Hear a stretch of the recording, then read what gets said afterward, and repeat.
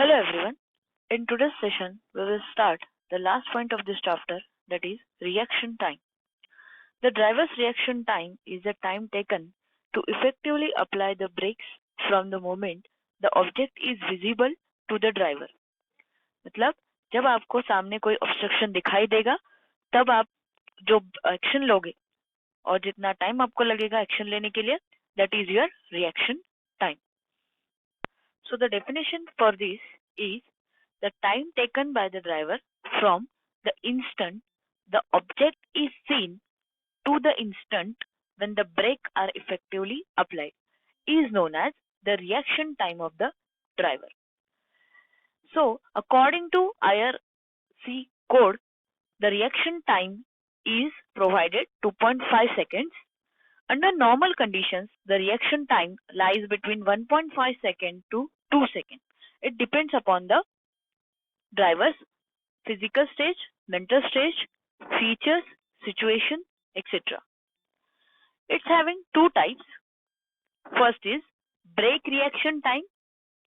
The time taken by the driver of a vehicle for the application of brake is known as brake reaction time. And second is perception time. The time taken by driver of vehicle to really realize that the brake is to be applied. अब ये जो reaction time है आपका, इसे दो categories में divide किया है. पहली कैटेगरी कि आप ऑब्जेक्ट देखते हैं और ब्रेक्स अप्लाई करते हैं, ठीक है. और उसके पहले की जो रहेगी, बीच की जो स्टेज रहेगी, that is your perception time. मतलब क्या होता है, आप आंखों से ऑब्जेक्ट देखते हो, फिर एनालिसिस करते हो कि ब्रेक अप्लाई करनी चाहिए या आप उसके साइड से भी जा सकते हैं. उस एनालिसिस को हम बोलेंगे परसेप्शन टाइम. फिर आपका माइंड आपकी बॉडी को ऑर्डर देता है कि no, you cannot go from any sides, you have to apply the brakes. So that application action up to the action of application brakes is the situation of perception time. And when you apply the brake, that was your response. So this is total about the reaction time. अब इस reaction time को कौन से factors affect करेंगे. First है driver की physical ability as well as mental ability. अगर physically handicapped है तो उसे थोड़े बहुत प्रॉब्लम आ सकते हैं at the time of application of brakes. Always also the mental ability, मतलब अगर स्ट्रेस में होगा, एंगर में होगा, अगर उसकी मेंटल स्टेज डिप्रेशन की चल रही होगी, तो डिपेंड करेगा कि whether he can work accordingly और not. Second, driving speed related to the design speed.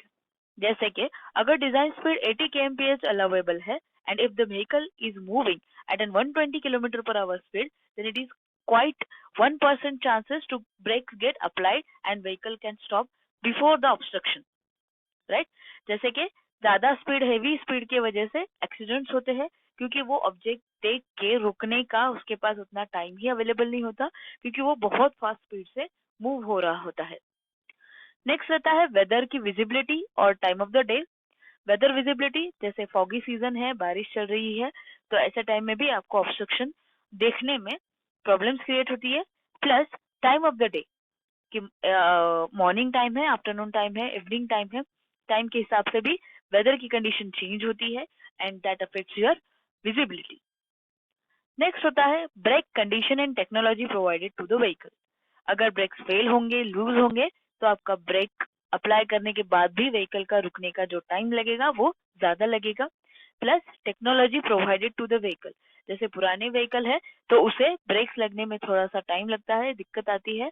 या फिर एक आप लोगों ने एंटी स्किड का एक कंसेप्ट सुना होगा कि जैसे मॉडर्न व्हीकल्स में ब्रेक पुश करने के बाद भी व्हीकल स्किड नहीं होगा. आपका अगर व्हीकल ज्यादा स्पीड में भी मूव हो रहा है तो वो स्किड नहीं होगा. जो भी आपका टायर है, जो भी आपके ब्रेक्स रहते हैं, उसे एक ऐसी टेक्नोलॉजी प्रोवाइड की जाती है जिससे कि जो आपका स्किडिंग इफेक्ट है टायर एंड रोड सरफेस के बीच का, वो एकदम जीरो हो जाता है और जिससे कि व्हीकल जगह पे रुक जाएगा when you apply the breaks.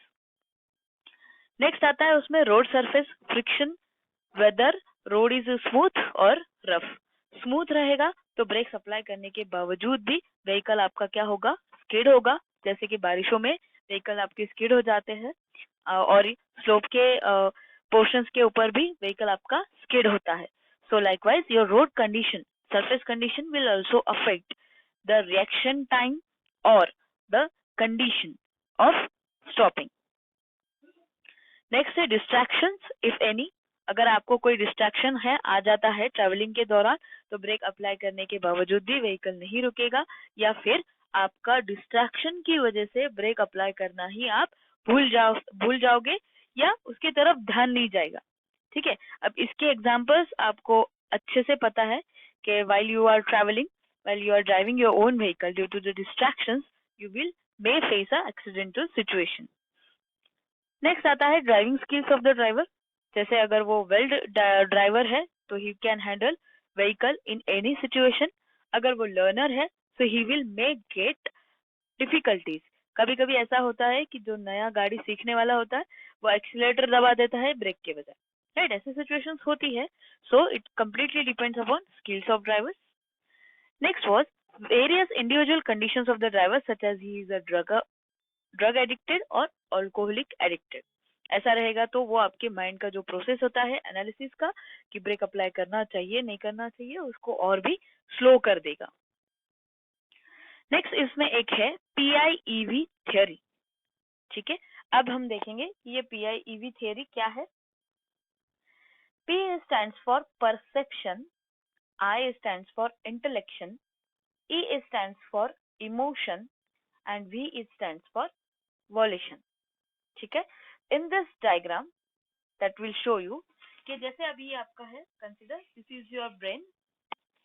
Brain में क्या होता है, सबसे पहले आई के जरिए सामने का ऑब्जेक्ट डिटेक्ट होता है, फिर वो सिग्नल भेजता है आपके माइंड को. This is P is perception, मतलब जब आपको ऑब्जेक्ट दिखेगा फिर ब्रेन में क्या होता है, I और E सिचुएशंस एनालिसिस होती है, मतलब इंटेलेक्शन एंड इमोशन. इंटेलेक्शन मतलब आप उसको पूरा सा रीड आउट कर लेते हैं कि सामने किस तरीके का ऑब्जेक्ट है, पर्सन है, पेड़ है, कोई स्ट्रक्चर है, मॉन्यूमेंट है, कोई स्टैचू है, एक्सेट्रा. इमोशन आपकी मेंटल स्टेज डिपेंड करती है कि उस एक्शन को कैसे टैकल किया जाए. उसके बेसिस पे वहां पे ब्रेन में आपके एनालिसिस प्रोसेस होती रहती है. फिर आपका ब्रेन जो है सिग्नल भेजता है आपके बॉडी को कि ठीक है आप ब्रेक अप्लाई करो या फिर गाड़ी रोक दो, गाड़ी को मोड़ लो, etcetera. So this violation is nothing but the act that you will act according to the situation that may be called as a response. Okay, whenever this theory is asked in examination, you need to write full form of each word and you need to write this diagram also. This diagram carries 2 marks. ठीक है, stimulation and perception. Object देखोगे आपके brain को वो signal भेजेगा. इंटेलेक्शन, यहाँ पर आप उसको एनालिसिस करोगे, रीड आउट करोगे. इमोशन आपके फिजिकल मेंटल स्टेज के हिसाब से आप उसको एनालाइज करोगे and then you will take a decision and give an order to your body to act accordingly. That will called as a violation and response. ठीक है, ये है स्पाइनल कॉर्ड जो कि आपके कंट्रोल करेगा बॉडी को. So one by one we will see in detail. P, perception time. It is the time required to receive the senses by eyes or ears towards the brain, though the nervous system and spinal cord is termed as perception time of a driver. एक ऐसा time जिसमें आप क्या करोगे, sense collect करोगे through eyes और years. Years के हिसाब से मतलब पीछे से कोई व्हीकल आ रहा है जो कि हॉर्न दे रहा है आपको कंटिन्यूअसली, तो ये आपके सेंसेस यहाँ पे आप होंगे. सेकेंड आता है intellection. The time required to understand the situation occurs while driving is called as a intellection time. जो आपको टाइम लगता है, आप यहाँ से उसका एनालिसिस स्टार्ट करते हो. नेक्स्ट आएगा emotion time. The time elapsed during fear, anger or any other emotional feelings with respect to the situation occurred while driving is called as emotion time. In this, you will act according to your emotional situation, right? It may be you are in a anger or any disturbed situation, so you will act accordingly and take a decision. Next one is violation time, the time taken by the driver to take the final action is called as a violation time.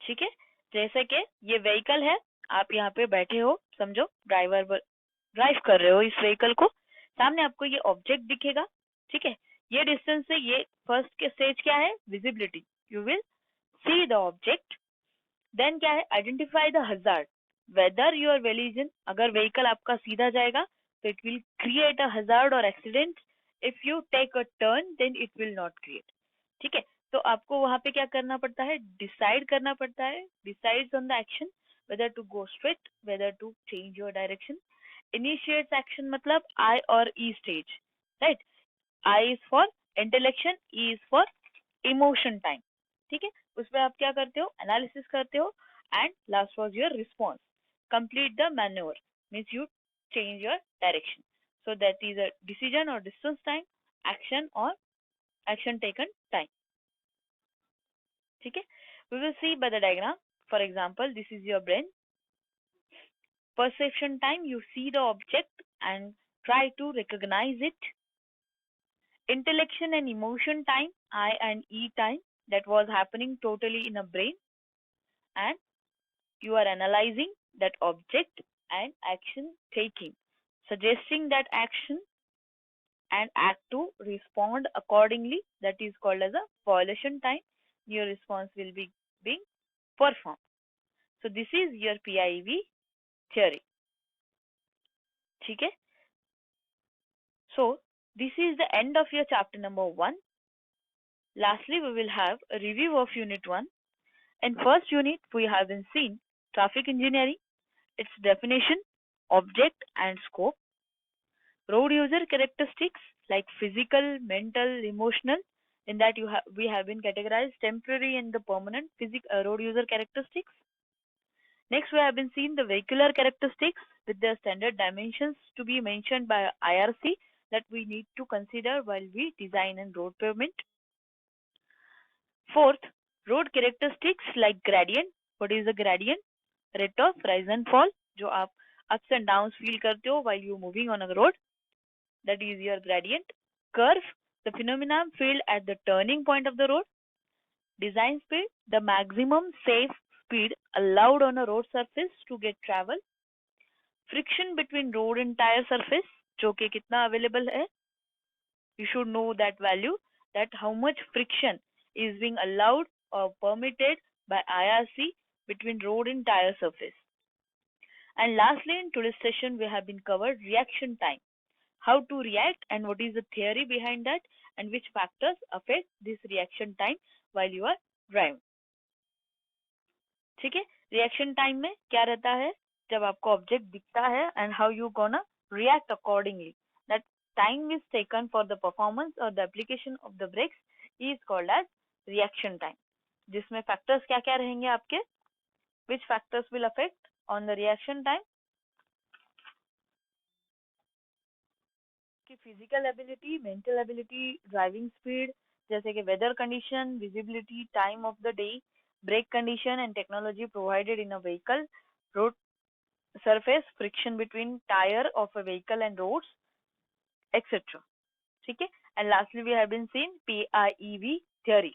P stands for perception, I stands for intellection, E stands for emotion, and V stands for violation. And this is the most important content of the chapter, this chapter. ये chapter में आपको करना है road user के characteristics, vehicular characteristics, road characteristics और PIEV theory, ठीक है।